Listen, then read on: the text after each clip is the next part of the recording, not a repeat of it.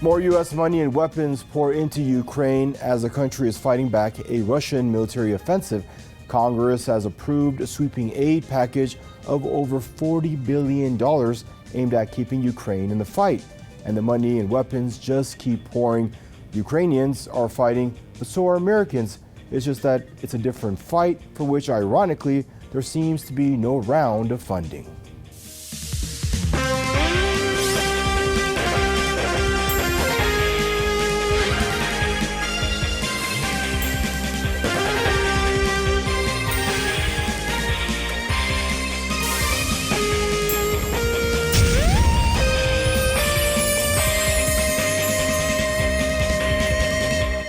U.S.-Ukraine aid, charity abroad, problems at home.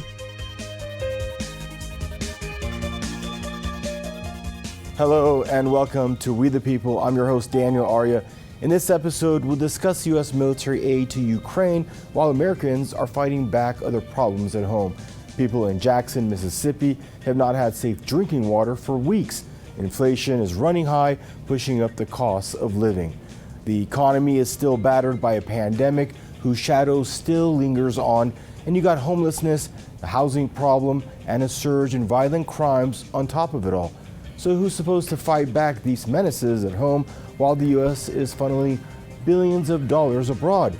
And is it just too much to ask for a small portion of that money to be spent at home? As usual, we're pleased to have our two guests on our show, Delancey Parham, co-founder of People's Programs and co-host of Hella Black podcast, who's joining us from Oakland, California, and Robert Buzanko, professor in the history department at University of Houston and co-host of Green and Red podcast, who's joining us from Houston, Texas. Stay tuned.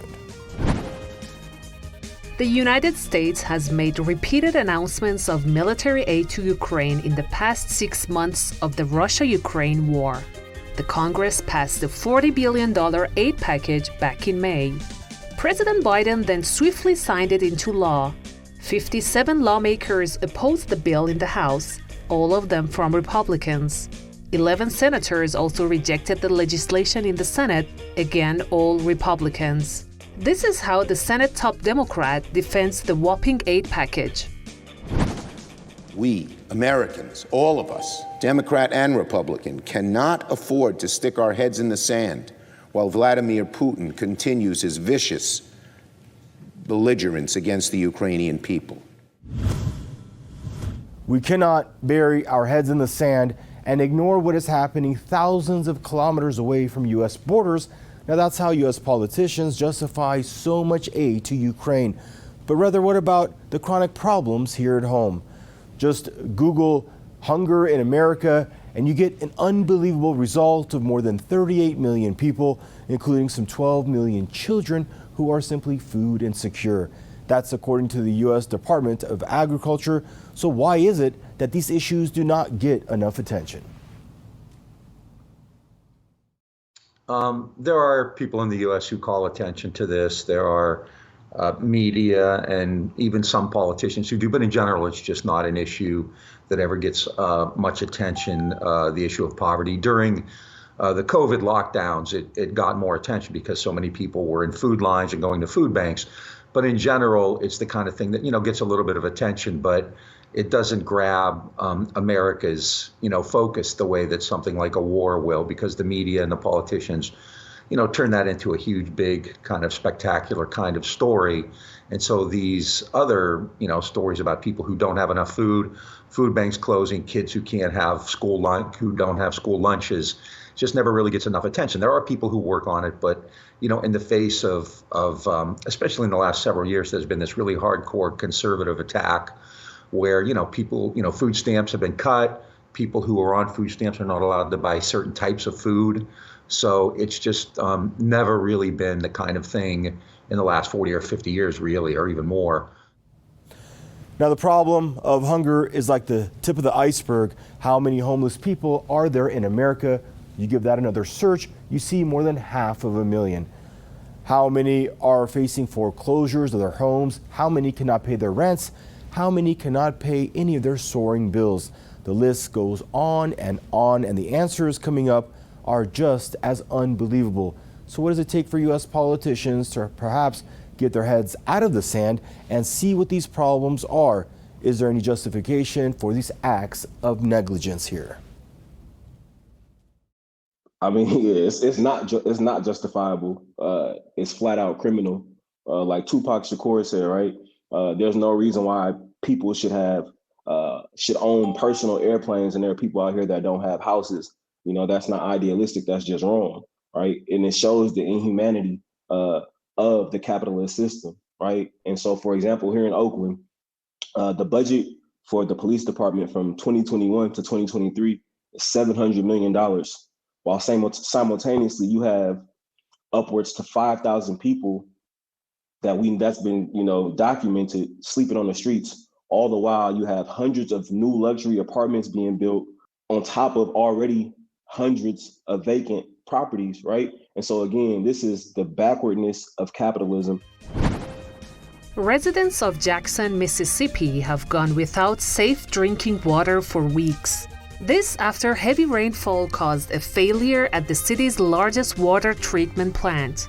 How does a capital city in the U.S. have no clean water in 2022? This video shows brown tap water coming from residents' homes even after the water was restored. Here is how other residents share their views on the issue.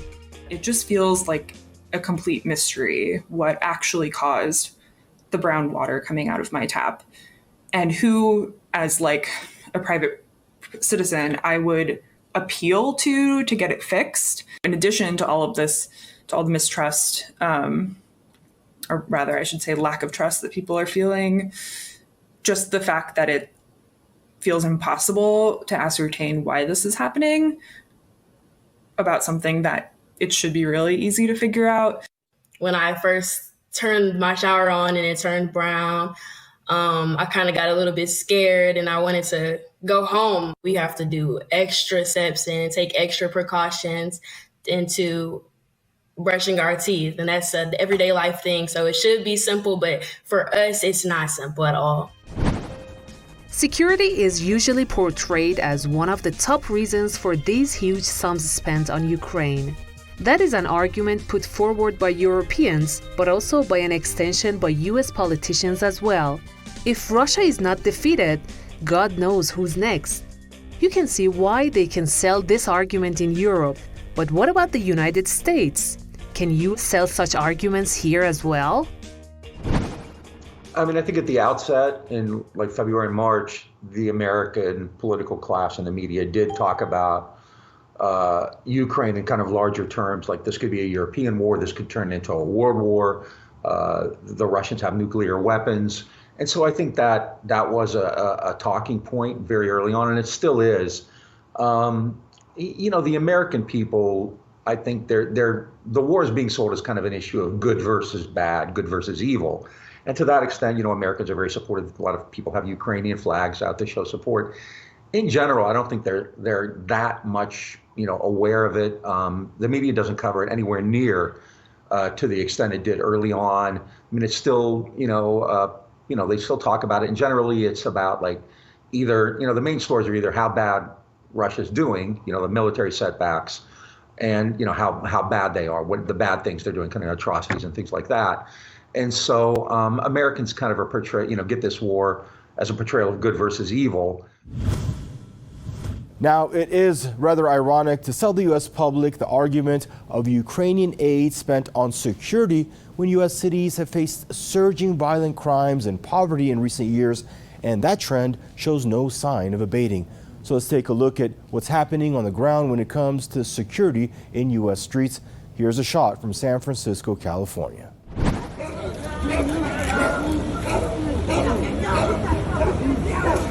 Hey, cops! Cops! The only thing missing is the flaming garbage can. Honestly, I'd rather be in Ukraine. Ukraine looks safer than that. There are, by the way, politicians who disagree with billions and billions of money being spent on Ukraine. Perhaps the most vocal critic among them was Republican Senator Rand Paul. The Senate was forced to postpone passage of the $40 billion Ukraine aid package for 1 week after Senator Paul refused to allow the vote. My oath of office is to the U.S. Constitution not to any foreign nation, and no matter how sympathetic the cause, my oath of office is to the national security of the United States of America. We cannot save Ukraine by dooming the U.S. economy. In March, inflation hit a 40-year high. Gasoline alone is up 48%, and energy prices are up 32% over the last year. Food prices have increased by nearly 9%. Used vehicle prices are up 35% for the year, and new vehicle prices have increased 12% or more.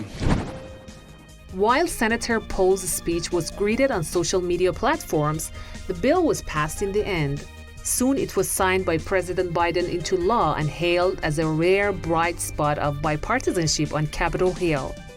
What do the American people think about the military support the U.S. is giving to Ukraine, and who do they believe should be responsible for deciding the aid the U.S. provides? Both Democrats and Republicans, vote for all the military budgets. The American people, I think, are different. When the U.S. withdrew totally from Afghanistan last year, initially, a large number of Americans supported the decision to withdraw, something like 2/3. But then the media started talking about what a bad idea it was and how terrible it was. And pretty soon, instead of 2/3, it was down to below 50%.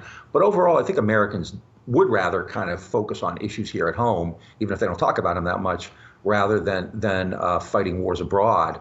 But the media is very interventionist. The media is very hawkish.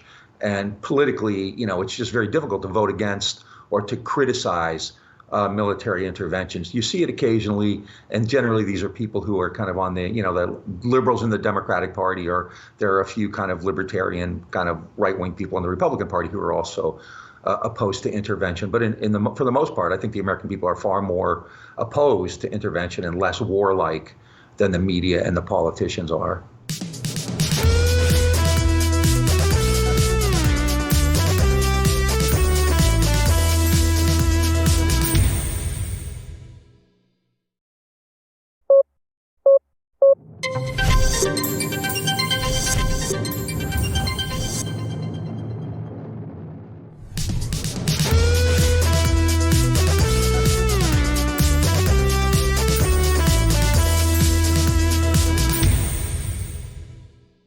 There have been other politicians opposing the aid package to Ukraine. Republican Senator Bill Hagerty of Tennessee, for example, says we have to take care of things here at home first. Now, we've seen others coming out saying that charity begins at home. Are these calls real and for the benefit of the greater good, or are they made just to attract popular support at a time when midterm elections are just around the corner? The empire, in Bill Hagerty's case, he's willing to say whatever to expand and uphold the American empire, right? And so one minute he'll say he loves green, the next he'll say yellow, if that's what's necessary, right? And so prior to this stage of armed struggle in the proxy war, millions of Americans suffered in poverty, and the United States government made no real efforts to eradicate poverty because they value profit over people. And so the ultimate charity is ending capitalist exploitation and implementing the social, economic, and political system of socialism. And so anytime people are not talking about, giving the exploited wage worker the means of production, right? Anytime they're not talking about equal distribution of the wealth and the nationalization of corporations, they just saying what needs to be said, right? That's fascism. There is also rather a peculiar aspect to the money allocated for Ukraine aid. The money is not from U.S. massive military budget. In other words, if you want to offer another $40 billion for military purposes for the Ukraine war, why not dip into the existing $776 billion military budget for this fiscal year? That would still leave more than 90% of the Pentagon budget untouched at a time when the U.S. military is waging at least no formal wars anywhere on the planet. The military-industrial complex is very strong in the United States, not in any conspiratorial kind of way. It's just, that these military, contractors, these big weapons companies like Raytheon and General Dynamics, are very powerful. And, they've made a lot of money by expanding NATO. They've made a lot of money because of this current war in Ukraine. Politicians want to be strong. The United States, is kind of involved in this like kind of new kind of Cold War. It has been already for quite some time now. It was with Trump, and it is again, Trump and China at least. It is again with Biden, who's probably actually expanded it. It's something that's, curious, and the American media doesn't ever talk about. The Democratic Party is very interventionist. Over the years, probably more so, actually. And they're connected. I mean, there are economic interests at play here. Some people say the most obvious and immediate impact of the arms buildup in Ukraine is a risk of an escalation with Russia, something that will prolong the war and dissuade Ukrainian officials from getting drawn into negotiations with Moscow. The prolonged war in return will tap more and more into U.S. coffers. It looks as if Washington's approach to the war is to do as much damage to Russia as possible. It's important to understand that the United States is all about expansion, period. It wants the resources and markets of the world. That has been its foundation. And so unless Russia bends to the will of the U.S., there's always going to be conflict, and it will manifest in different ways. It'll manifest in sanctions, encirclement, proxy wars, or just flat out, Russia versus the U.S.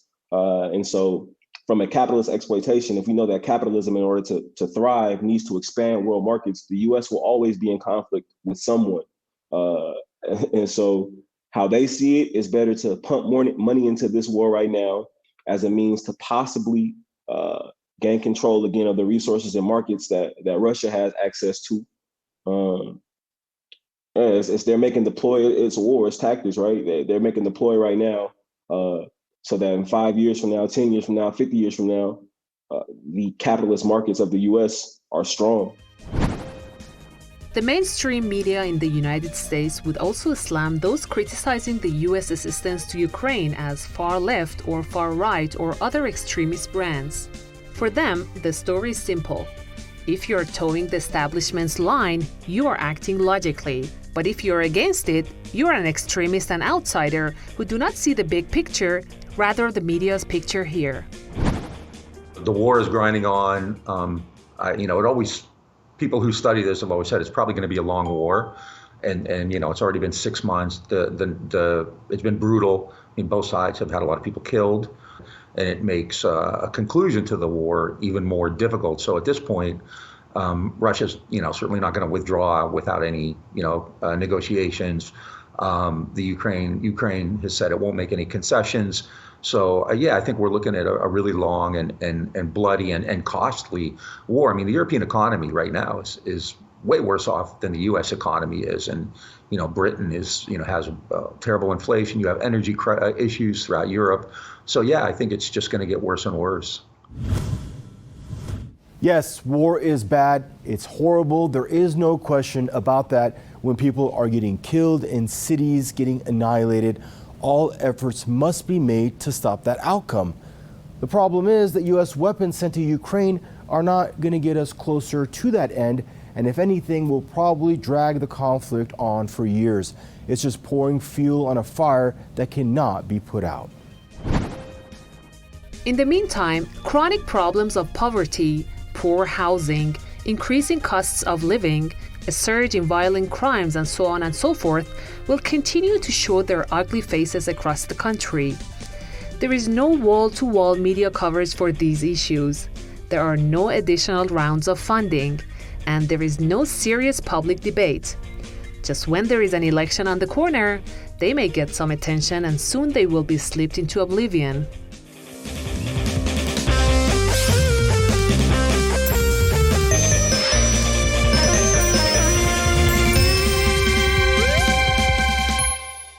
This week, Abbas Montagne's prepared a speech for us titled Ukraine-NATO War vs. Russia. Let's check it out.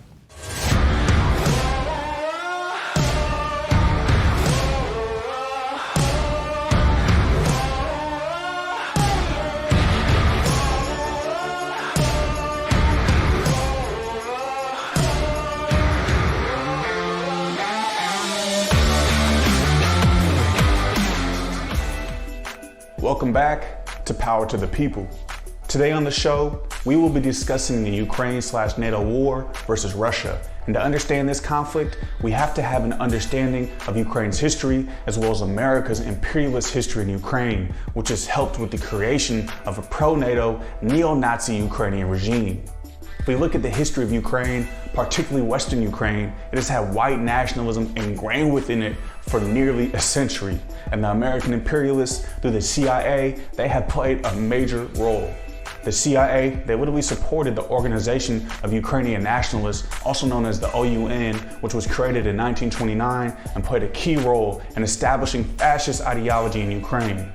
When Nazi Germany invaded the Soviet Union through Ukraine, Western Ukraine, they welcomed them. And the leader of the OUN was a fascist named Stefan Bandera, who allied himself with Nazi Germany and led massacres in the Ukrainian Holocaust as well as in Poland.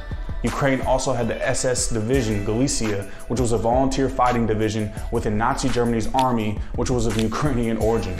The Central Intelligence Agency has been supporting fascist nationalist groups like OUN and these groups as early as 1946. The CIA, they literally helped Bandera hide from the Soviets post-World War II, which allowed Bandera to further spread the fascist ideology in Ukraine.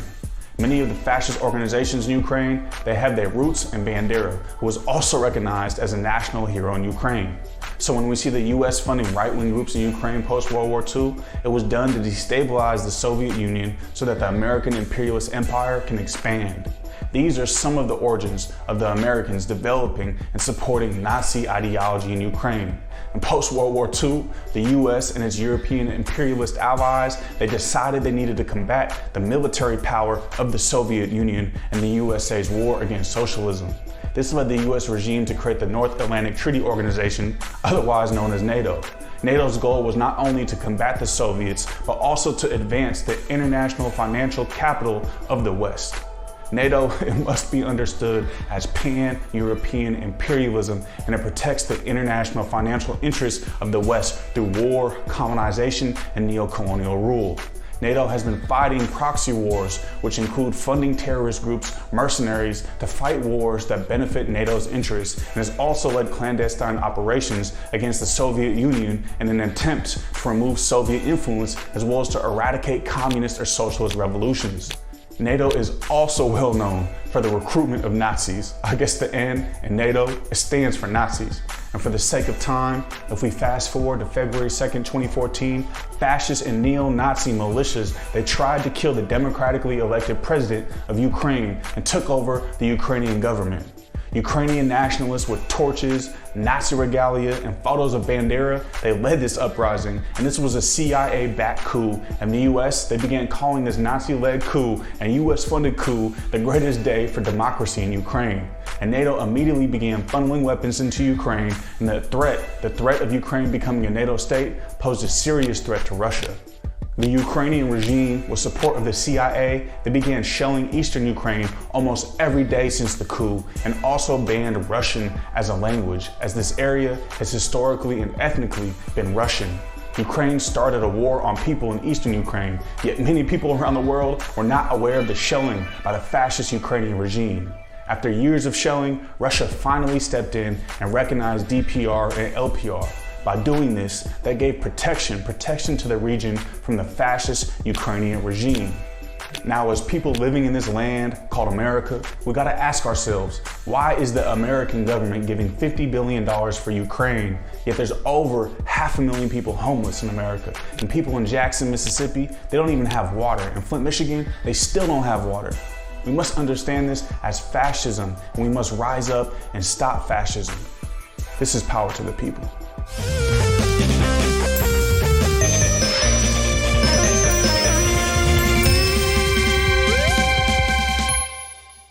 Well, that was our show, everyone. Thank you for watching. I'm your host, Daniel Arya. Do join us again next time for another episode of We the People. Bye-bye for now.